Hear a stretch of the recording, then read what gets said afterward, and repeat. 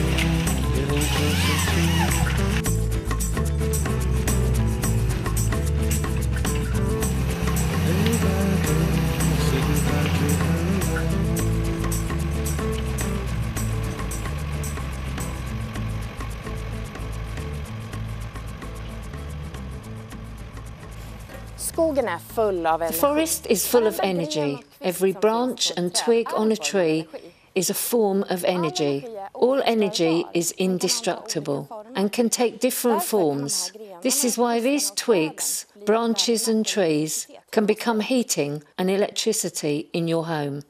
This stick can become both heating and electricity, but it needs to undergo a change. This is done at a combined heat and power plant. When an old tree dies and decomposes, it provides nourishment for the rest of the forest. When we transport the wood from the forest for use as planks and the branches for burning, we disturb the ecological system.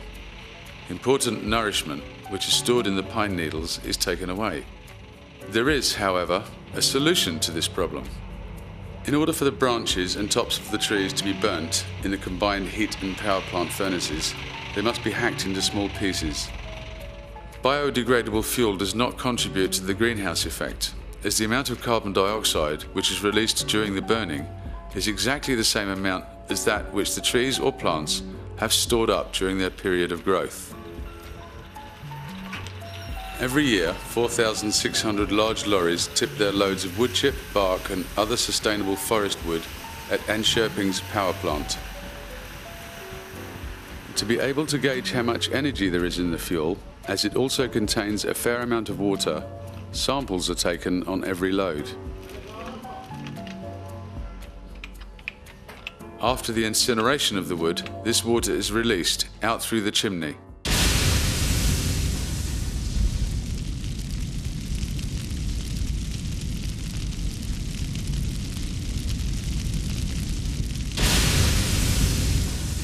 Very effective use is made of the fuel, as the power plant produces both electricity and heating for the district at the same time.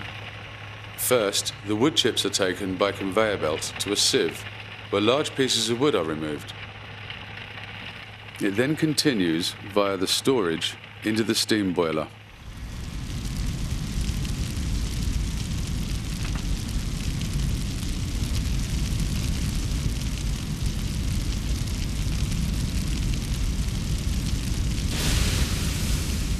When the wood burns, it turns into heat. But this is not the type of heating that is used in your home, and even less has it become electricity. In order for this to happen, We must be able to transport the heat in an effective and easy manner. Using the steam solves this problem. The burning wood chips cause the water in the wood to boil in the pipes of the boiler. As the water is confined, the pressure is raised to 100 times that of normal air pressure and becomes steam. The temperature of the steam is now up to 540 degrees. For this steam to become electricity, the pressure must be used to force something to move, in this case a propeller. Now the heat has become a moving energy. This moving energy is made use of in a generator, which makes electricity. This hot steam sets the pace of a steam turbine. The turbine is connected to a generator which creates an electrical current. The electricity that is produced by Enschoping's power plant fulfills a large part of Enschoping's electricity needs on a cold winter's day.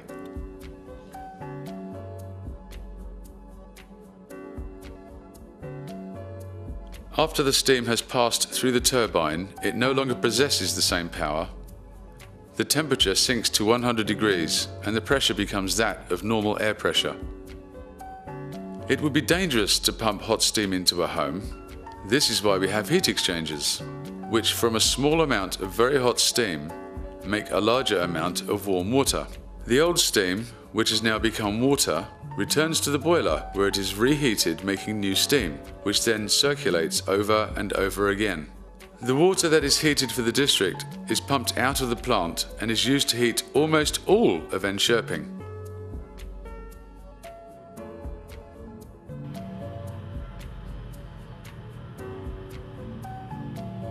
The warm water is transported through pipes under the streets into the houses.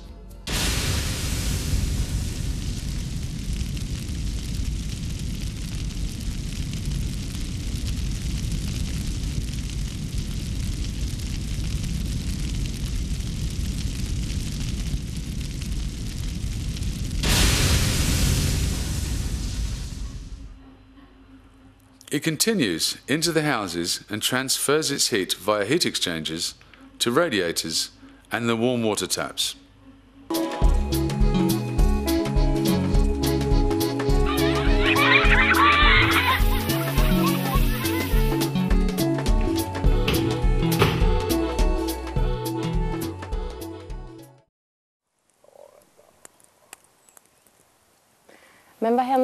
But what happens to the ash that remains in the furnace?